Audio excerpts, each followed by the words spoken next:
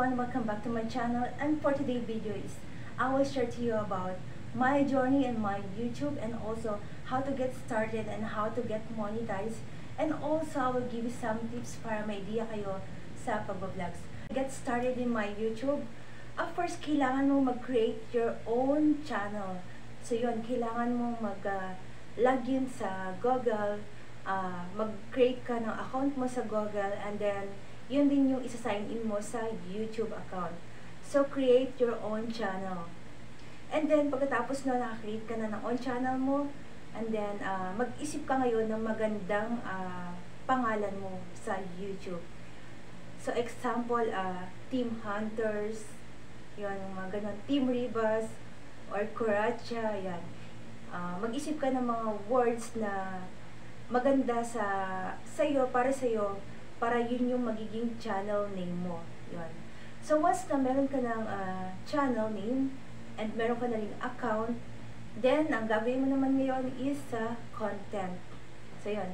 Gagawa ka ngayon ng content sa YouTube. So, ano ba yung mga bagay na gusto mong gawin? Halimbawa, magaling ka sa makeup.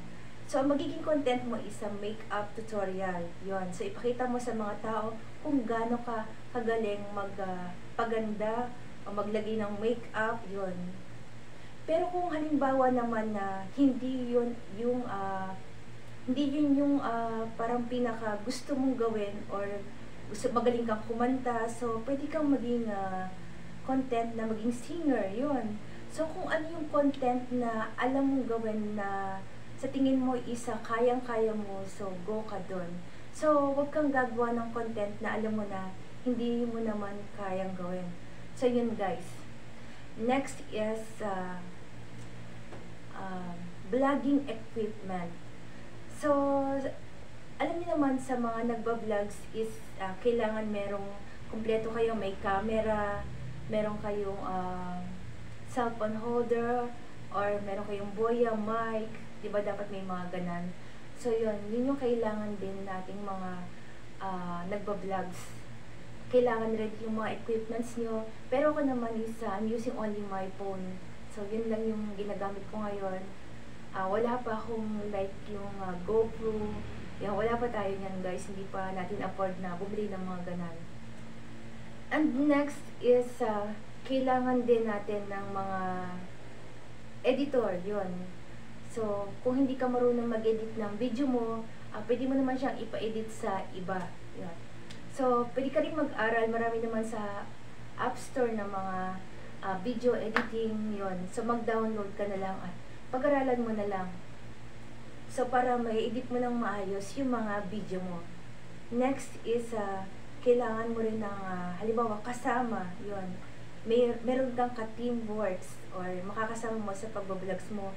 Kagaya ko, meron akong taga-video, and syempre, siya na rin yung nakakasama ko. Halimbawa, kasi yung content ko is travel adventure. So, mahilig akong mag-travel kung saan-saan, magpunta, maggala, yun. So, yun yung likes ko, kaya yun yung content ko. Huwag kang gagawa ng content na hindi ka naman para doon, na hindi ka naman masaya doon. Yun. And next then is, kailangan mo ng self-confidence. Yan. Ako, mahina yung confidence ko kasi alam ko naman na hindi tayo ganong kaayos na kagaya ng iba, kaganda na kagaya ng iba. Pero wag mong titignan yun. Nasa performance lang din yun. So, magtiwala ka lang sa sarili mo na kaya mong gawin yung isang bagay na alam mo na doon ka masaya. Yun. So, tiwala lang sa sarili guys. Yun. And then, yun yung mga nasa isip ko nung nag-uumpisa pa lang akong mag-vlogs. Yun yung mga pinag-aralan ko. And next is how to get monetized in YouTube. So guys, ang requirements ngayon ni YouTube is 1,000 subscribers and 4,000 watch hour. So yung subscribers is hindi madaling makuha.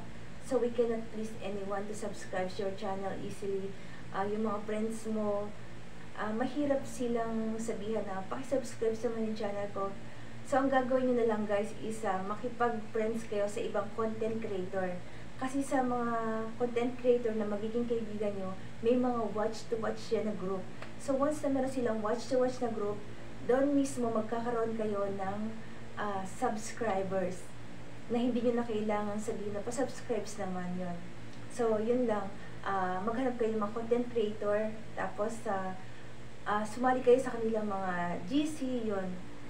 Tapos yung watch hour naman is hindi rin madaling makuha yung 4,000 watch hour.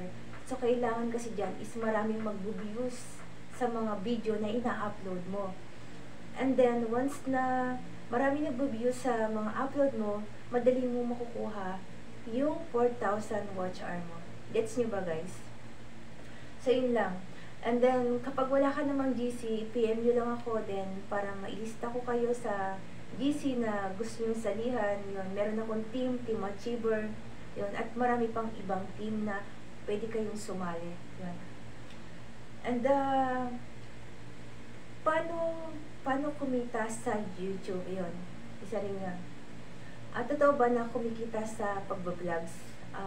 Yes. Totoo na kumikita sa pagbablog. So, paano kayo kikita? Once na naging monetize na kayo ni YouTube, yun. Pag na-monetize na kayo ni YouTube, magkakaroon kayo ng ads. Yun. Once na nagkaroon na kayo ng ads, yun. Magkakaroon na rin kayo ng kita sa lahat ng video na i-upload nyo. Tapos, may nagtatanong din na, paano ka sasahod kay YouTube? So, once na na-reach nyo na yung threshold na hinihingi ni YouTube, so, papasok yun sa Google AdSense nyo. So, ano ba yung Google AdSense? So, si Google AdSense, siya yung magpapasahod sa inyo sa YouTube. So, doon papasok sa Google AdSense yung sahod nyo sa YouTube. And then, once nandun na yun, meron doon kayong pipilapan kay Google AdSense. Papasok yung payout nyo doon. And then, meron doon wire transfer, ganun, sa bank nyo. Ilalagay nyo lang doon and then direct na papasok nyo yun sa bank. Mga bawal gawin kay YouTube.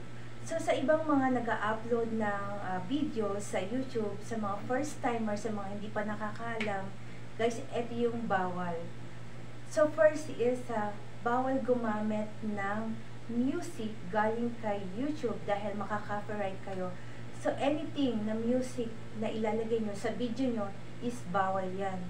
Dahil palagi kayong ma-CPR or copyright claim. Yun.